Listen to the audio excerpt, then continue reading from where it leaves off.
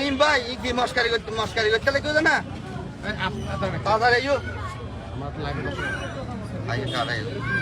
দর্শক আপনাদেরকে এই মুহূর্তে দেখানোর চেষ্টা করছি বাকুলিয়ার মিয়াখান সদাগর মিয়া সদাগরের পোল থেকে এই ব্যক্তি নিজেকে সেনাবাহিনীর একজন উচ্চতন কর্মকর্তা পরিচয় দিয়ে এই ছেলেকে ধরে নেওয়ার সময় এলাকাবাসী তাকে আটক করেছে।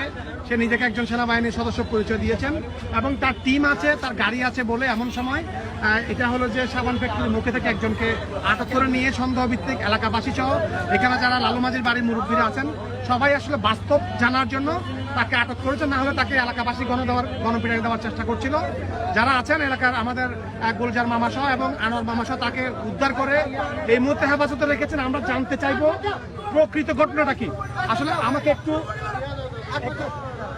একটু বলেন প্রকৃত ঘটনা কি হয়েছে বলো তো। আন্ডা ভাই এখানে মনের সামনে দাঁড়িয়ে আসেনি, উনি কয়েকবার আমাকে মুখে দেখে লাস্টে আমাকে ডাক দিছে, ডাক দিয়ে বলতেছে আমার হাতে ধরে বলতে তোর মামলা আছে তুই আই, মানে ও আমাকে টানে নিচ্ছে। লাস্টে আমি ওকে ইয়ে করতেছি, এটা আমার বিশাল মামলা।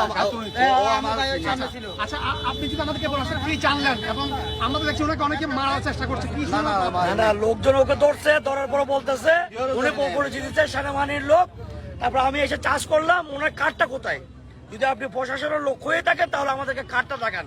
ও আমাদেরকে কোনো কার্ড দেখাতে পারে নাই, কার্ড আসতেছে, কার্ড সেনাবাহিনীর গাড়িতে মধ্যে আছে, এই কথা উনি আমাদেরকে উল্লেখ করতেছে। উনি বিপি নাম্বার সহ বলেছেন, বিপি নম্বর আপনাকে বলছে। আচ্ছা আমরা আসলে আপনি আমাকে বলেন আসলে এই যে আপনি যেখানে দেখলেন ওনাকে আপনারা দেখলাম যে এই মুহূর্তে আসলে কি জানতে পেলেন, আসলে কি পরিচয় দিচ্ছে তিনি? উনি তো সেনাবাহিনীর পরিস্থিতি দিচ্ছে। এখানকার তো এই ছেলেটা এখানে সাউন্ড ফ্যাক্টরি গলিতে থাকে অনেক দীর্ঘ ছোটবেলা থেকে। আমি তো অনেক উনি থাকে, এই ছেলেটাকে নিয়ে যাচ্ছে। কিসের জন্য নিয়ে যাচ্ছে? মামলা আছে বলছে। এখন তো সবাই এখানে ধরার পরে ওনাকে গাড়িটা এখানে দাঁড়াইতে আমার ছোট ভাই আনোয়ার আসছিল, আসার পরে ওনার পিস আমি আসছি, আসার পরে ওনার থেকে ডকুমেন্ট চাইতে আছে। আমরা ডকুমেন্ট উনি দেখাইতে পারতেছে না। উনি কাকে নাকে ফোন করছে জলদি নিয়ে আসো, তিনি কি জলদি ওনার কার্ড ওনার কাছে থাকবে না। এখন এই লক নেই। এখন বর্তমান পরিস্থিতিতে উনি যদি সেনাবাহিনীর কর্মকর্তা হয়ে থাকে একজন যে কোনো, তো উনি তো বলবে ভাই আমি তো সেনাবাহিনীর কর্মকর্তা আছে, তো উনি ডকুমেন্ট দেখাইতে হবে না? উনি তো ডকুমেন্ট দেখাইতে পারতেছে না। আপনাদের প্রকৃত সেনাবাহিনী হলে অবশ্যই দেখা যাবে। আমরা সর্দার শহীদ বলছি ওনাকে, আমি সর্দার শহীদ বলছি ওনাকে। এখন উনি ডকুমেন্ট যদি দেখাতে না পারে আমরা সেনাবাহিনীকে আমি ফোন করবো, ওদের নম্বর আছে, ওদের হাতে আমরা তুলে দেবো ওনাকে। আচ্ছা আপনি বলতে চাচ্ছেন কিছু?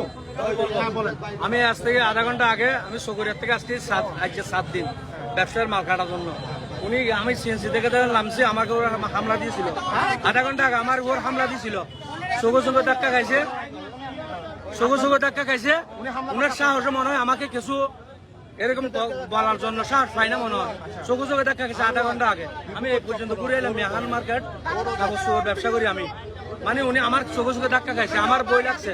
উনি দেখছে একটা সন্ত্রাসের মতো, ওই চোখে আঘাত যখন দেখছে আমি মাইন্ড করছি, তখন আমি পুরো এখন মোবাইল পাওয়া যেত না।